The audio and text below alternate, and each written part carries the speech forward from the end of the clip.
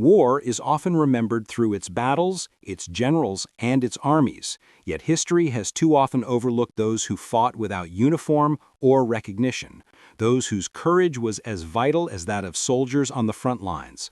Among them were women whose stories remained in the shadows, whose contributions shaped the course of conflicts from World War I to modern times, and whose sacrifices were quietly monumental.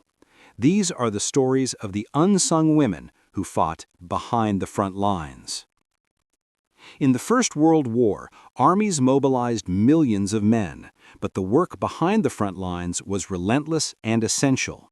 Women stepped into roles that ranged from nurses and ambulance drivers to codebreakers and factory workers producing munitions. They faced exhaustion, danger, and societal skepticism, yet they persisted. Consider Edith Cavell, the British nurse whose bravery extended beyond tending the wounded. She helped Allied soldiers escape occupied Belgium, risking her life for strangers in the shadow of war. Her courage was extraordinary, yet she represents only one of countless women whose names are barely remembered in history books. In hospitals across France, England, and Germany, women worked tirelessly in conditions that were both physically and emotionally punishing. They confronted the horror of modern warfare, shrapnel wounds, gas attacks, and disease. In her diary, Sister Margaret O'Leary described her first day at a field hospital near Ypres. She wrote, "I have seen men with limbs torn from them, their faces pale as stone. I hold their hands, whisper promises I cannot keep, and I pray for strength I do not feel." These words reveal the intimate human cost of war and the resilience demanded of women who bore the brunt of care when bullets and shells had already taken their toll. Meanwhile, in the factories of London and Manchester, women operated machinery producing rifles, shells, and explosives. They worked 12-hour shifts in deafening, dangerous conditions, often while juggling responsibilities at home. Their labor kept armies supplied, yet they faced little recognition at the time. Stories abound of young women who accidentally lost their lives in munitions factories due to explosions or exposure to toxic chemicals, their deaths recorded as industrial accidents rather than heroic wartime sacrifice. The war effort was in part sustained by these invisible, relentless contributions. Across the Atlantic, women in the United States organized, volunteered, and joined newly formed units such as the Army Nurse Corps and the Red Cross. They traveled to front lines, hospitals, and refugee zones, bringing medical care, comfort, and morale to soldiers enduring the chaos of conflict. Nurses like Annie G. Fox chronicled the endless nights spent tending the injured, writing letters for men who had lost the ability to communicate, and managing supplies under constant threat. Fox wrote, "We are the hands that hold the war, even when no one sees us.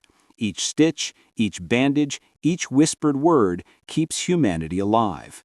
These diaries, letters, and memoirs are now among the most vivid testaments to the war's hidden labor, revealing the depth of courage required behind the lines. As the world plunged into the Second World War, the role of women expanded in both scope and danger. Governments recognized the need for every able citizen, and women were recruited into military auxiliary services, intelligence networks, and industrial production. In Britain, the Auxiliary Territorial Service trained women in mechanics, driving, communications, and radar operation, transforming them from home front volunteers into indispensable agents of war. Many of these women were barely adults, yet they faced the same risks as soldiers, from aerial bombings to espionage missions in enemy territory. Perhaps no women's contributions were as daring or as secretive as those of spies and resistance fighters. Across occupied Europe, women gathered intelligence, delivered messages, and facilitated escapes for soldiers and civilians alike. Nancy Wake, the famed British agent, orchestrated sabotage operations in France, working with resistance networks to destroy communication lines, disrupt enemy convoys, and save countless lives. Her courage exemplifies the perilous reality of women who chose to fight without uniform, relying instead on cunning, courage, and unwavering determination. In the Soviet Union, millions of women served on the front lines and in auxiliary roles. They worked as pilots, snipers, medics, and tank operators, challenging deeply entrenched gender expectations. Lyudmila Pavlichenko, known as the Lady Death, became one of the deadliest snipers in history, credited with over 300 confirmed kills. Yet her story is intertwined with those of countless other women whose contributions were less visible but no less vital. Nurses evacuating wounded soldiers under fire, factory workers producing ammunition, and communication specialists ensuring coordination across vast battlefields. These women endured extreme hardship, witnessing horrors that often left lasting psychological scars, and their narratives provide a more complete understanding of the war than any official record. The resistance movements across Europe further highlight women's indispensable roles. In Poland, France, Belgium, and beyond, women disguised themselves as civilians, couriers, or workers to smuggle weapons, relay intelligence, and assist in the evacuation of captured soldiers. Their bravery was matched by the constant threat of capture, torture, or execution. In occupied France, a young woman named Simone Seguin carried messages between resistance cells, engaged in sabotage operations, and directly participated in the liberation of towns. Her story, once largely unknown, is now celebrated as emblematic of the countless women whose heroism went unrecorded for decades. Women also played critical roles in intelligence and code-breaking. At Bletchley Park, thousands of women worked tirelessly to decipher enemy communications. Their work shortened the war and saved countless lives, yet for decades their names remained absent from official histories. Many of these women, including Joan Clark, worked alongside men in cryptanalysis, solving puzzles under intense pressure and secrecy, proving that courage and intellect were as important behind the desk as courage on the battlefield. Meanwhile, in Asia and the Pacific, women faced the horrors of occupation and frontline support under extraordinarily harsh conditions. Japanese, Chinese, Filipina, and other women assisted guerrilla fighters, transported supplies across dangerous terrain, and provided medical care in improvised field hospitals. Their contributions were often unrecognized in post-war histories, yet oral testimonies collected decades later reveal acts of remarkable bravery, hiding weapons from occupying forces, sheltering wounded soldiers, and navigating treacherous landscapes to deliver aid. Through all these theaters of war, women endured not only physical danger, but systemic disregard. Their labor and courage were often minimized, categorized as auxiliary, or left undocumented. Diaries, letters, and oral histories discovered decades later have become essential to understanding the true breadth of women's contributions. These personal accounts reveal the psychological, emotional, and physical toll of war, offering insights into resilience, ingenuity, and compassion in ways that official military histories cannot. The narratives of unsung women also illuminate the intersection of war and gender, revealing how societal expectations shaped, constrained, and sometimes endangered their service. Women who defied norms faced scrutiny and skepticism, yet they persisted, driven by necessity, patriotism, or moral conviction. Their work was often invisible to contemporaries, hidden behind uniforms, offices, workshops, or the facade of domestic duties.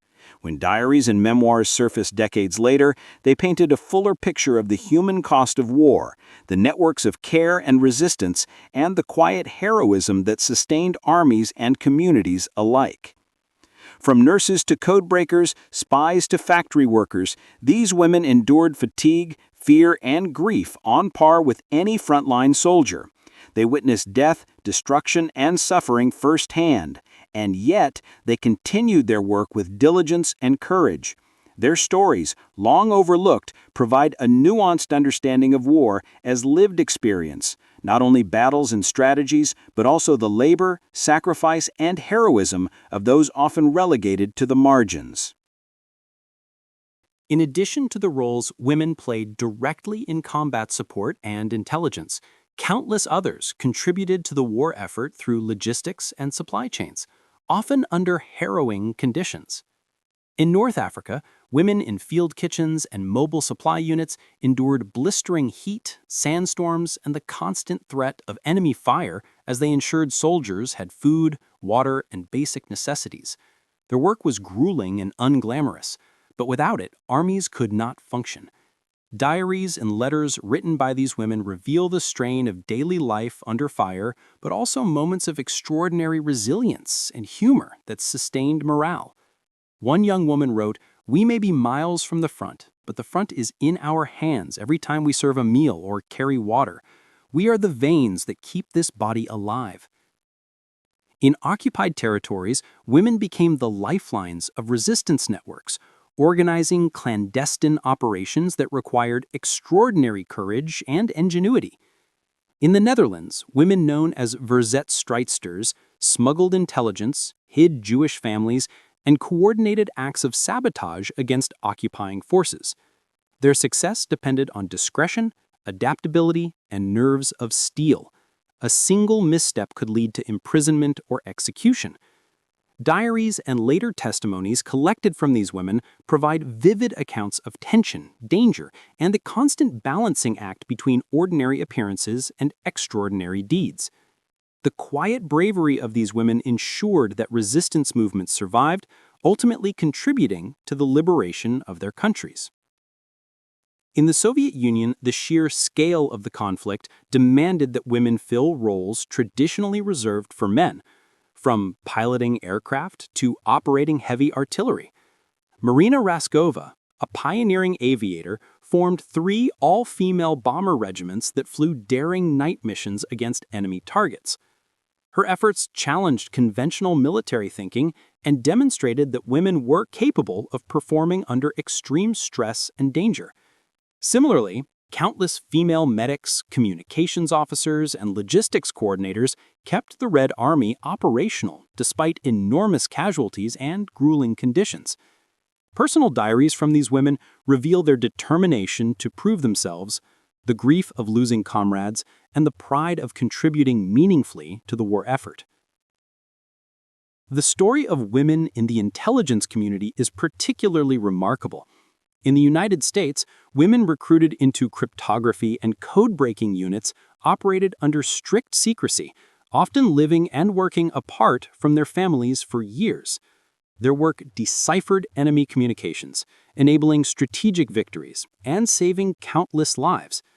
Many of these women, including those at Bletchley Park and Arlington Hall, remained unrecognized for decades due to the classified nature of their work. Only in recent years have their names emerged, honoring the profound impact they had on the course of the war. Diaries and letters discovered in family archives revealed the long hours, immense mental strain, and sense of responsibility these women carried, often with little acknowledgement or public understanding. Women also played a critical role in morale, both among troops and civilian populations. Entertainers, performers, and volunteers traveled to frontline positions and remote encampments, bringing music, theater, and letters from home. Their efforts provided psychological sustenance, moments of normalcy, and a connection to life beyond the battlefield. Many of these women risked their own safety, traveling through contested zones, often witnessing the same horrors as soldiers. Personal journals from these women document the balance between bringing joy and witnessing suffering, highlighting the emotional labor inherent in sustaining morale during prolonged conflict. In occupied Europe, women often assumed leadership in communities where male authority had been disrupted. They coordinated food distribution, organized makeshift schools, and maintained hospitals, effectively becoming the backbone of civilian survival. Their efforts were rarely documented in wartime records, but decades later, oral histories and recovered diaries reveal their organizational skill, resourcefulness, and bravery. One diary recounted a woman in Warsaw who, after losing her husband and home, organized neighborhood resistance and aid networks, saving dozens of lives while under constant threat of deportation or execution. The cumulative effect of these women's contributions was immense. Across every theater of war, women ensured operational continuity, maintained morale, and protected civilians, often at the risk of their own lives. Diaries discovered decades later revealed the depth of their commitment and the range of skills they employed, from nursing and intelligence gathering to espionage, logistics, and leadership. These writings provide a nuanced, human dimension to war history, showing that courage and sacrifice extend far beyond the battlefield.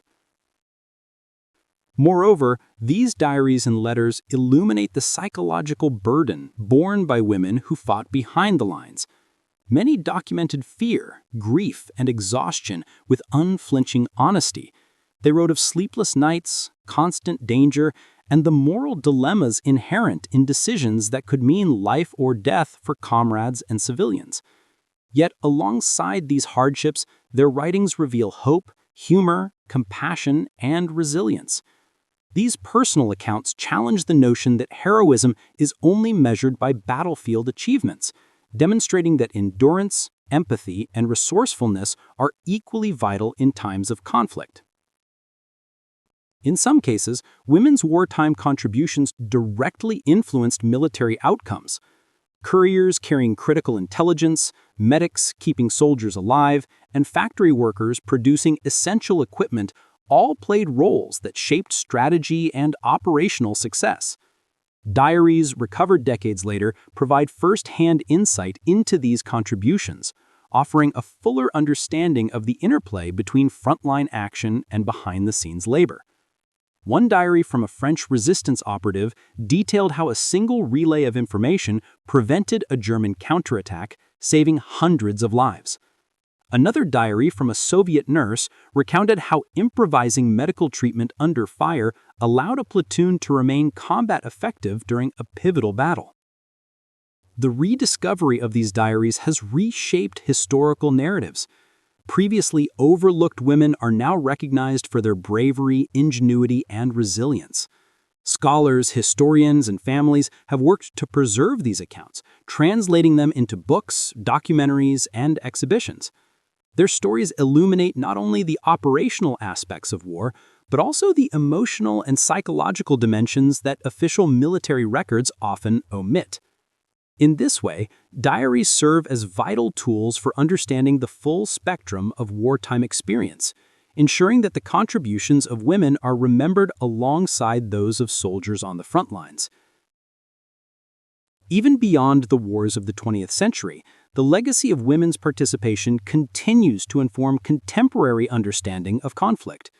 Accounts from women in Vietnam, Afghanistan, Iraq, and other modern conflicts reveal consistent themes: courage under pressure, dedication to duty, and the navigation of gendered expectations in male-dominated spaces.